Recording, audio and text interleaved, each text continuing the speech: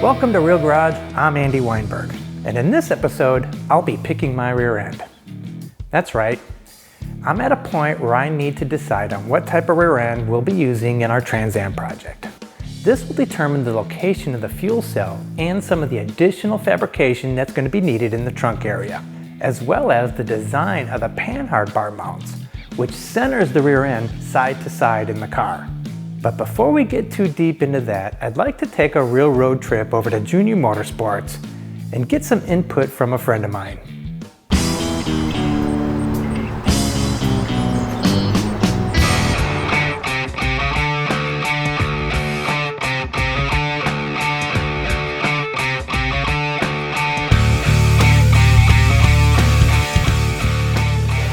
Hey Justin. How's it going, man? Can't complain, sweet.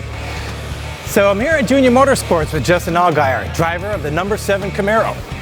Hey, you know I got my project going, right? That 69 Trans Am build? I heard about this. It sounds pretty cool. So I'm in the fabrication stage of this and I'm thinking, I think I want to turn this into more of a motorsports mutt, right? I work with a lot of the top teams in all kinds of motorsports, so that's why I want to talk to you a little bit.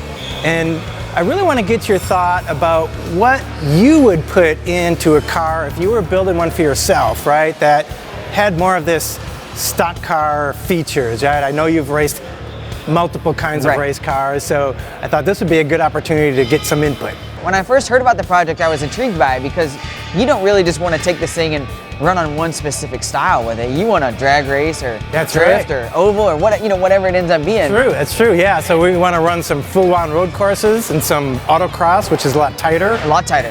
I'm going to be driving it on the street too. So one of the biggest things for me that I would suggest, in our NASCAR series cars, we run a non-quick changer in, right? Because when we get to a racetrack, we're mandated what gears we're going to run. Now, I still go back and run my dirt car throughout the course of the season, and we run a quick changer in on that car. Okay. And that has been hugely beneficial for us because, with what you're trying to do, you're going to want different gear ratios. We would all change our gear ratios if we had the option to do it. Yeah. So I think if you have the option, I would. Yeah, that's brilliant. I'm running a Ford 9-inch racing rear end from Gear FX in my 72 Chevelle, and I love it, and it's bulletproof. But the quick change idea is brilliant. I think that might be the way to go. The 9-inch is a bulletproof rear end, and it's been around forever. But I think they've made the quick changes so much more efficient. Used to be a lot of guys didn't run the quick change because the power distribution was so bad that you lost a ton of power. You might lose, 15-20% power just by running through a quick change rear end. Now, they've gotten those down where, all rear ends are going to have some power loss. From the flywheel to the rear end, you're going to lose some power, but the quick changes now are definitely better. I would suggest though, if you do put a quick change in it, to have, or even the 9-inch, to have the internals done. The rim coatings that they do. Yeah. There's a lot of, everything being polished definitely can make a big difference and give you some more leeway whenever it comes to having those options. Like you mentioned, if you're going to build a car that's an all-around track car and performance car, you might as well have options. Okay, that's a good idea. And my friend Gerald owns Tiger Rear End, so maybe I better go talk to him. And they do build a great rear end. I know a lot of the dirt guys actually run their rear ends because they build such a good rear end. So, for me, I would just recommend, doing your homework on the safety side of it as well.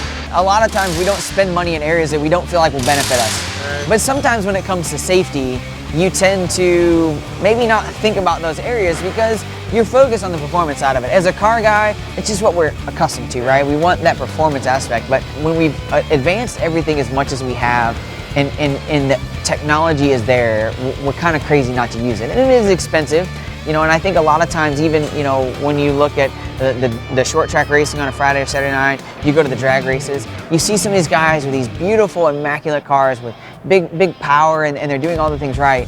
And they might not have a up-to-date fire suit, or they might not have a good helmet, or they might not have a fire suppression system. And you go, or even the open-faced helmets. Even an open-faced helmet, when I was racing cars, it was open-faced helmets. And there's a lot of advantages to them. But as we know, there's also a lot of disadvantages. And so just making the most of the opportunities that we have, I think, is a big deal. So I'm excited to see the progress of this car, though. I think it's going to be a really cool car. Well, you're welcome to stop by anytime. We're not that far apart, so yeah, you're welcome anytime. Hey, I talked to one of your friends, too, the other day. Uh-oh, who's that? Tom Patsis from Cold Hard Art. My buddy, my man. I'll tell you, I wish I had half the talent of the fabrication skills that he's got. Yeah. He's an incredible fabricator. And half the energy. And have the energy. You know, right? I was lucky enough to meet Tom and get to know him a little bit. He's such an incredible person and somebody that, number one, I look up to a lot. But, you know, I'll tell you, you stop by his place and you can sit there for hours and talk. And I always feel bad when I stop there because he doesn't get much work done.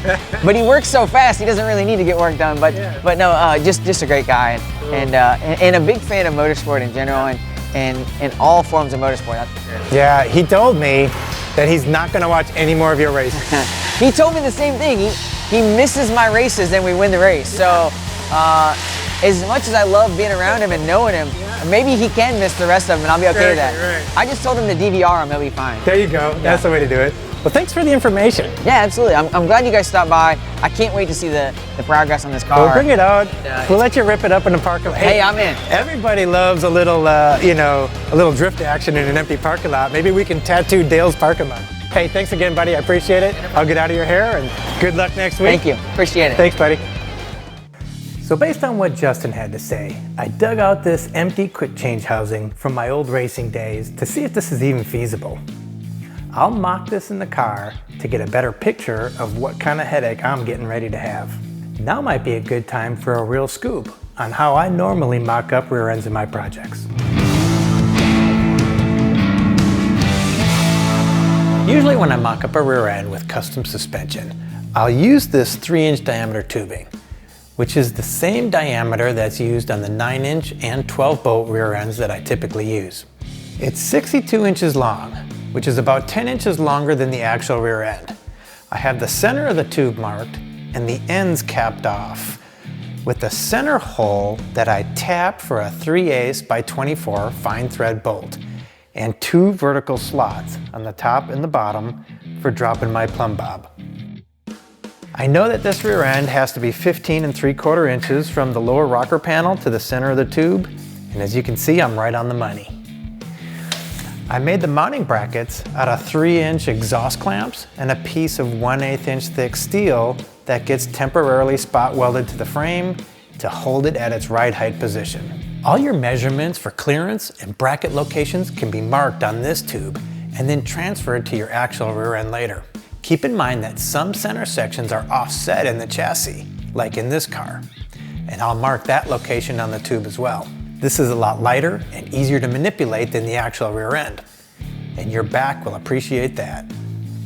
Since this is the first time I'm going to be putting a quick change with its much larger center section in a street car, and I actually have an empty rear end housing, I'm going to be using it for my mock-up instead of my regular method.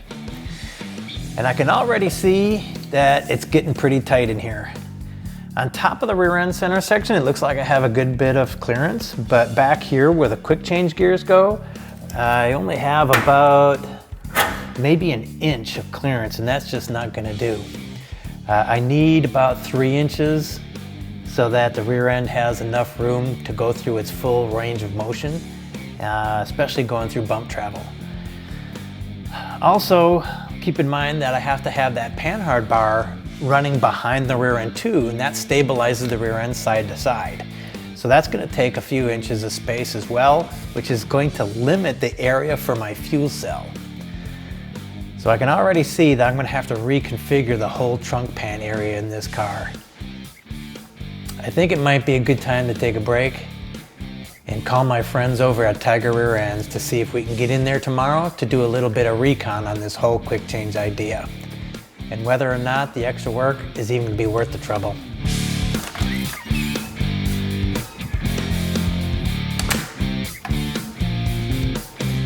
Good morning. We got a busy day today. I was able to get a road trip date over at Tiger Rear Ends to see what options they might have for quick changes. Let's pop over there and see what we can learn before we go crazy plasma cutting out the trunk area. And besides, I think my redheaded girlfriend here needs a little exercise.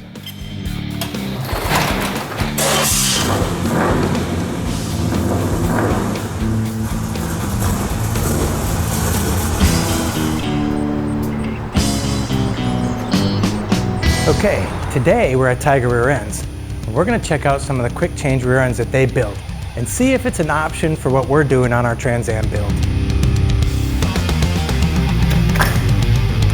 Hey, Andy, how you doing? Good to see you. You too, sir. I give you the elbow. Daniel, how's How it you going? doing? Hey, I'm looking at rear end options. I'm exploring options for our Trans Am Pro Touring car build, and I want to look and see what you have in like quick change. I know you build quick changes for all kinds of motorsports, but I want to kind of see if it makes sense to put in our build, and if you could maybe show me what you got or give me a little tour. Sure. I think that we could probably build you anything you need for whatever you need in any style of quick change. So Horsepower is not a problem. no, not for what you're going to do. No, I mean we've got dirt cars that run 900 horsepower, and, Okay, yeah. and they have no issues with that. So Okay, yeah, we'll be about 7, maybe a little over 7, and then if we spray the motor, we'll be about 1,000. But, yeah, I think we'd be good. Okay. You know, Daniel builds all kinds of things all the time. We've built the rear ends for Studebaker trucks and Oh, yeah. all kinds of things. So. Oh, this might work out, because if we're doing multiple tracks, it's going to be easier to do a gear change in that than like a 9-inch. Yeah, well, we do mostly circle track stuff, but we do quite a bit of, you know, hot rod stuff and street car stuff. So we have all those parts and pieces available. Oh, nice. Awesome. No, that'd be great. I can show you around through the shop and stuff if you want, so Perfect. you can look at it. Let's do it. Yeah, this is a raw bell. Side belt comes in. We do all the machining to it. It's like a 4-step process. Turn the face and drill the holes and everything in it. So this has to be a pretty strong piece. Do you know what alloy it is? It's 535 aluminum. Okay. Awesome. So it's real strong bell. Probably one of the stronger ones on the market. So if you break one of these, you've either hit something really, really bad or something went wrong. Yeah, if you hit hard enough to bend one of those, there's more than just that wrong. Yeah, you took a really hard hit. Andy, these are our magnesium covers. They're raw castings right now, and they're getting ready to be machined on this machine over here. We also make this cover in aluminum, and you'll find that this magnesium is quite a bit lighter than the aluminum cover. It's a lot lighter. Oh yeah, that rocks. And then we've got Justin over here keywaying these snouts. These are 5-on-5 snouts, and putting the keyway in it and scribing them for the camber. And you can get these from 0-degree camber all the way up to 2.5 degrees camber.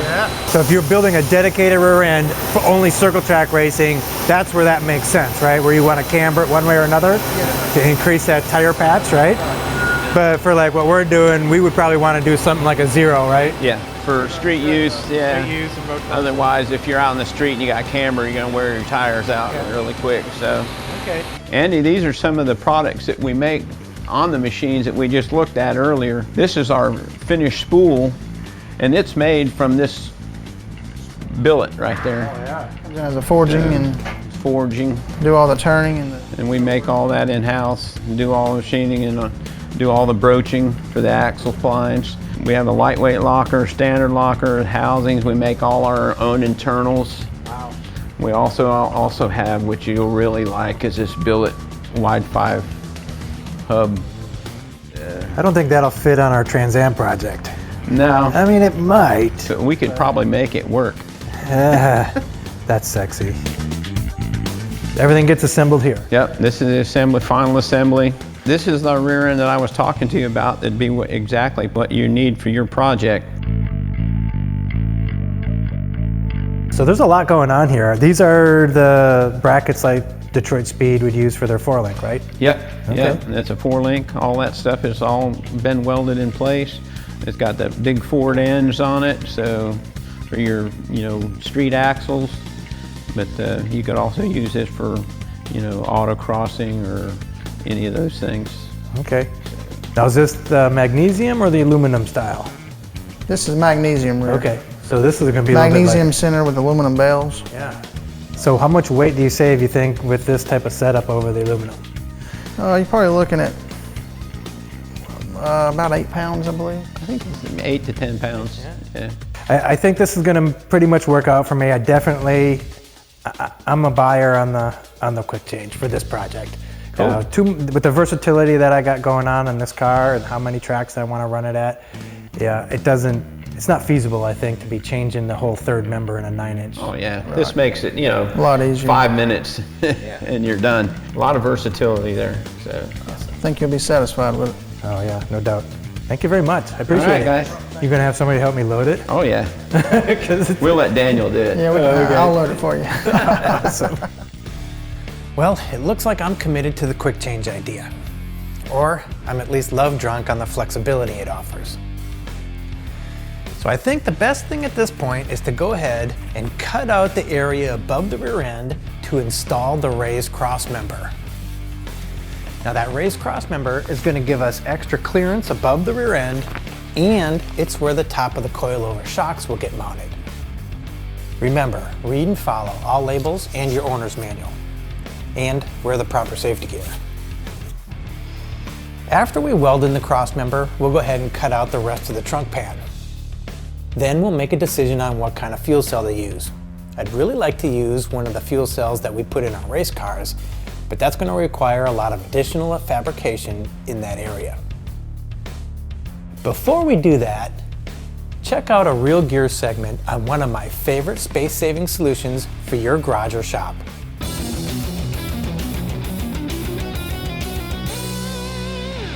So if you're like me, your garage is already overfull, and trying to find a place to even do your weld jobs is challenging, which is why I really like the folding arc station from Miller, because it takes up hardly any room. It folds down flat, I store mine against the wall, I even use 2 of them. And when you put them up side by side, each one can hold 500 pounds, so that gives me 1,000 pounds of working weight to use. I've even had that engine on it, and it's 460 pounds. It's so portable that I even throw it in my trailer and take it to the racetrack, and it serves as my go-to table. It holds everything from my sodas, beer, and food, and transmissions when I need to pull those out. When I take it back to the shop, I put my slip rolls on it if I'm fabricating. I have vices that clamp to it. It's got an X pattern cut into the top so I can use some clamps. It's just extremely versatile. It's way more than just a welding table. You can even change your light bulbs with it.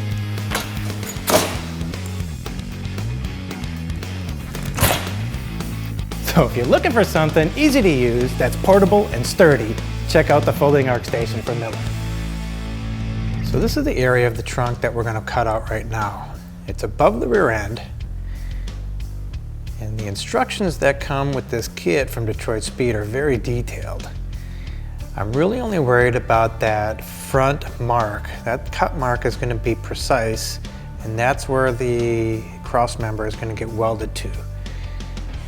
The cross member also sits on top of what would be the frame rails, which is right on the outside edges.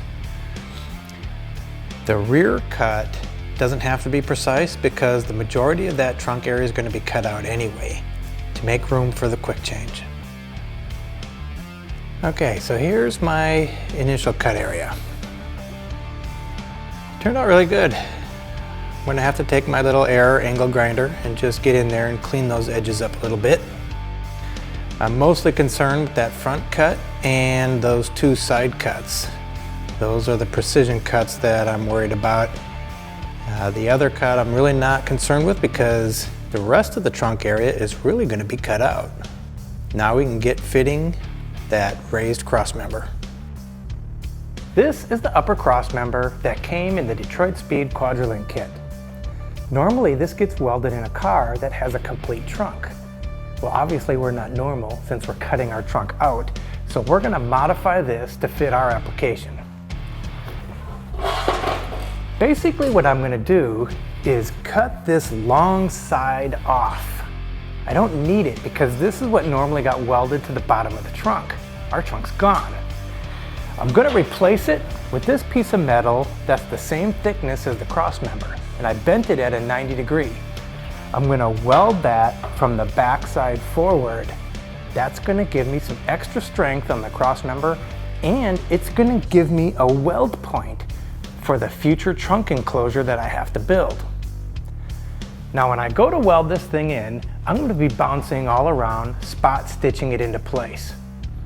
Those spot stitches might not look as good as a continuous weld would, but it does reduce warpage, and that's key for this install. And let's face it, this is a go car, not a show car.